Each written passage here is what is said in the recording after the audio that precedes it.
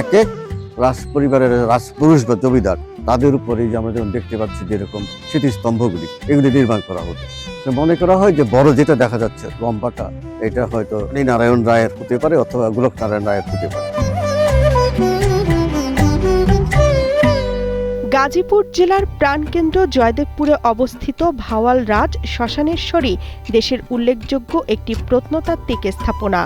ভাওয়াল জমিদার পরিবারের সদস্যদের সব সৎকারের জন্য ভাওয়াল রাজবাড়ি থেকে মাত্র 1 কিলোমিটার দূরে চিলাই নদীর দক্ষিণ পাশে এ সমাধিসৌধ স্থাপন করা হয়। প্রায় 600 বছর আগে নির্মাণ করা হয় রাজেশ্বরী মন্দির। হিন্দু সম্প্রদায়ের এ তীর্থস্থান তৈরিতে ব্যবহার করা হয় চিটাগুড়, চুন সুরকি ও পোড়ামাটি। ভাওয়াল রাজারা না থাকলেও তাদের স্মৃতিস্মারক রয়ে গেছে, তবে নানামুখী দখলে ও রাষ্ট্রের অযত্ন অবহেলায় স্মৃতিচিহ্ন বিলীন হয়ে যাচ্ছে। সংস্কারের অভাবে রাজ শ্মশানেশ্বরীতে গাছপালা জন্মেছে, ফাটল দেখা দিয়েছে স্থাপনায়। বাংলাদেশের প্রথম ইমিউনিটি বুস্টার সমৃদ্ধ ফ্যান্টাস্টিক হ্যাপি এনার্জি বিস্কিট। আবাসস্থল হয়েছে চামচিকা ও আরও হরেক রকম সরীসৃপের।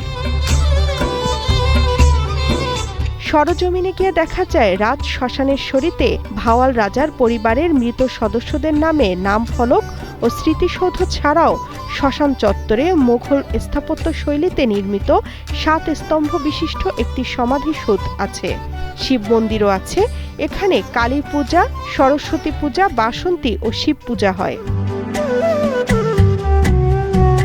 দেশের বিভিন্ন প্রান্ত থেকে আগত মানুষ এই স্থাপনাটিকে দেখতে আসেন। ইতিহাস থেকে জানা যায়, ভারতের কলকাতার বিখ্যাত স্থপতি কামাখ্যা রায় এই শ্মশানেশ্বরীর নকশা করেন। যে আমরা শ্মশানটা দেখতে পাচ্ছি, এটা আসলে রাজ পরিবারের সদস্যদের মৃত্যুর পর তাদের দাহ করার জন্য এখানে আনা হতো এবং এক এক রাজ পরিবারের রাজপুরুষ বা জমিদার তাদের উপরে যে আমরা যেমন দেখতে পাচ্ছি যেরকম স্মৃতিস্তম্ভগুলি এগুলি নির্মাণ করা হতো। এখন কোনটা কার সেটা স্পষ্ট পাওয়া যায় না। ভাওয়াল রাজ শ্মশানের 17 থেকে 18 বিঘা জায়গা রয়েছে, ব্যবহার হচ্ছে মাত্র 6 বিঘা। বাকি জমি প্রভাবশালীরা ইজারার নামে দখল করে নিয়েছেন। এলাকাবাসীর দাবি, অনেকবার জেলা প্রশাসনকে জানানোর পরও সংস্কারের কোনো পদক্ষেপ নেওয়া হয়নি। স্থাপত্যটি সংরক্ষণের কোনো ব্যবস্থা না নিলে খুব শীঘ্রই বিলীন হয়ে যাবে।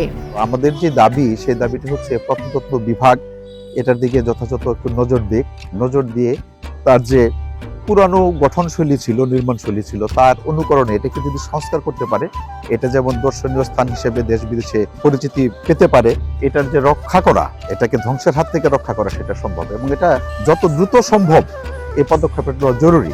Desk report, Kaler Kantho.